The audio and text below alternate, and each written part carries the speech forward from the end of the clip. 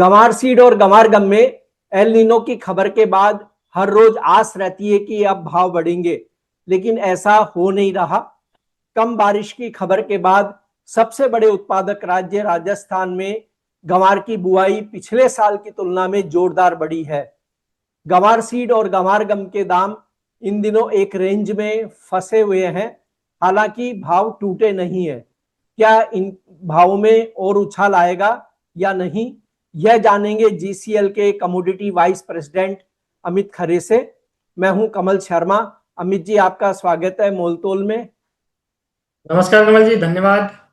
जी अमित जी, गंवार seed और गंवार गम इन दिनों एक रेंज में ट्रेड कर रहे हैं। हालांकि अच्छी बात यह है कि भाव टूटे नहीं है। इन दोनों के चार्ट की कहानी क्या कह रही है?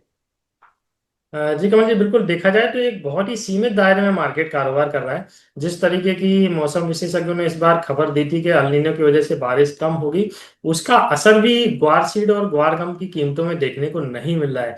हालांकि देखा जाए तो ओवरऑल तो मार्केट पॉजिटिव ही है। और अगर हम थोड़ा सा इसका हिस्ट्री चार्ट को डिस्कस करें, एनालिसिस करें, तो 25 नवंबर 2025 के आसपास 4607 रुपए का एक इसने लो बनाया था।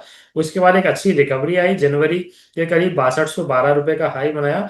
मोटा मोटी 35% के आसपास जो है 1.5-2 महीने में एक अच्छा मोमेंटम वार्षिक में देखने को मिला। फिर करेक्शन आया, 5100 का लो बनाया, और अभी देखिए 5900 के आसपास के भाव जो है चल रहे हैं।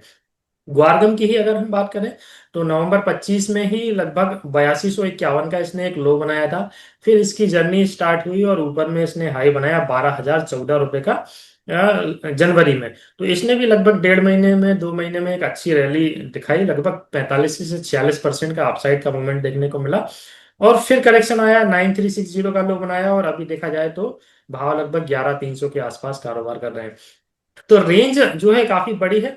बट इसमें जो इम्पोर्टेंट पॉइंट है कि जो निचले स्तरों से जो रिकवरी आती है वो काफी बड़ी रहती है। तो ट्रेडर्स को सबसे पहले तो ये समझना जरूरी है कि मार्केट में एंट्री कहाँ पे करनी है, फिर उसके बाद एग्जिट कहाँ पे लेना है। क्योंकि बिल्कुल। ग्वारशील ग्वारगम का मैं लगभग 7-8 साल से रिकॉर्ड देख रहा हूँ। ये 15-20%, 25% की तेजी तो ये आराम से दे देता है। साल में 2 राउंड इसके लग जाते हैं। तो अगर हम 2 राउंड भी ट्रेडर्स लगाते हैं तो मोटा मोटी 40 से 50% तक का रिटर्न जो है इसमें हर साल हम निकाल सकते हैं। बट समस्या ये रहती है कि ट्रेडर्स क्या होता है कमल जी, ऊपर के भाव में फंस जाते हैं। जब तेजी आती है, स्टार्ट होती है, उस टाइम पे नहीं लेते, लेकिन मार्केट जब अच्छा खासा चल जाता है 15-20%, उसके बाद एंट्री ले लेते हैं, फिर मार्केट वापस नीचे चला जाता है। और रोल ओवर लगते रहते हैं। इसकी वजह से ओवरऑल देखा जाए तो ट्रेडर्स नुकसान में रहते हैं। बट देखा जी जाए तो जी जी कमल जी, ग्वारसीड ग्वारगम राजस्थान की फसल है, तो एक जुड़ाव जो है सेंटिमेंटली जो है इससे लगा रहता है। जी जी। और अमित जी, एल नीनो की खबर के बाद कम बारिश होने की संभावना से राजस्थान में गंवार की बुआई इस सीजन में जोरदार बढ़ी है, और अभी बुआई का सीजन समाप्त नहीं हुआ है। क्या बुआई बढ़ने के असर से प्राइस रेंज में बंध गए या कोई और भी बात है? जी कमल जी, देखा जाए तो ओवरऑल अभी ग्वारसीड और ग्वारगम एक छोटी रेंज में ही कारोबार कर रहे हैं। अभी जो अल नीनो की खबर आई थी उसकी वजह से हल्का फुल्का उछाल आया था, लेकिन प्राइजेस जो है ऊपरी स्तरों से हल्के फुल्के 100-150 रुपए घटे ही हैं ग्वारसीड की अगर मैं बात करूं तो।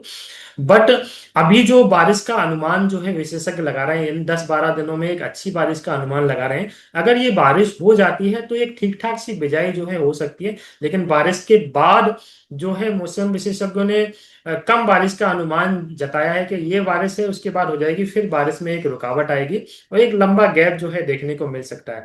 अगर ऐसा हुआ तो मेरे को लग रहा है कीमतों में एक अच्छा उछाल जो है इस बार सभी फसलों में रबी की फसलों में देखने को मिल सकता है। तो मेरे को लग रहा है मौसम पे खासतौर से नजर रखनी चाहिए। मैं यही दुआ करूंगा भगवान से ठीक ठाक बारिश हो जाए, जिससे किसान जो है अच्छी बिजाई तो कर सके, किसानों के चेहरे पर खुशी हो, व्यापारियों के चेहरे पर भी खुशी हो। बट पूरा पूरा दारंदार जो है इस बार मौसम पे ही डिपेंड करेगा कमल जी। जी। और अमित जी, अब आपने ये कहा कि लोग ऊपरी प्राइस पर खरीदते हैं और मुनाफा उतना नहीं होता या फंस जाते हैं। अभी हम गंवार सीड की बात करें तो गंवार सीड किस प्राइस पर खरीदा जा सकता है और क्या संभावनाएं आपको नजर आती है आने वाले दिनों के लिए? अभी रेंज की अगर मैं बात करूं कमल जी, तो एक छोटी रेंज है। ऊपर में प्राइजेस 6200 तक भी गए, अभी देखिए 5900 रुपए हैं लगभग, ऊपरी स्नो से 300 रुपए की गिरावट तो आई है ग्वार सीड में। गम में जी भी देखा जाए तो 11800 तक के भाव बने थे, अभी 11300 के भाव है। एक रेंज अभी हम डिस्कस कर लेते हैं, इसमें एक अच्छा सपोर्ट मेरे को चार्ट पे नजर आ रहा है 5800 रुपए का। तो मैं सीधा सीधा ट्रेडर्स को बता देता हूँ। 5800 एक अच्छा सपोर्ट है, तो 5900 और 5800 इस रेंज में कहीं पे भी इसमें एक बार के लिए एंट्री की जा सकती है। 5700 रुपए का एक स्टॉप लॉस जो है ट्रेडर्स लगा के चले। और ऊपर की जो पहला इसका जो रेंज है वो 6220 रुपए पर नजर रखनी चाहिए। पहला लक्ष्य 6220 रुपए का रखें।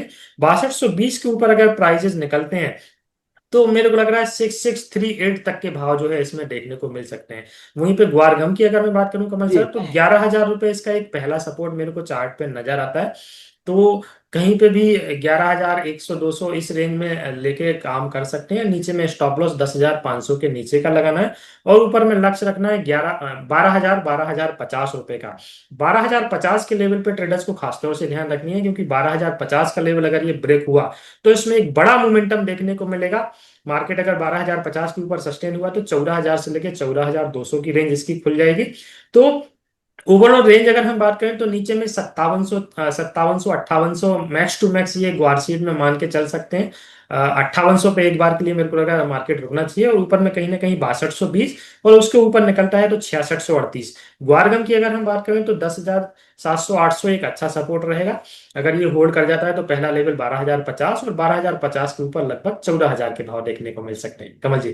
जी।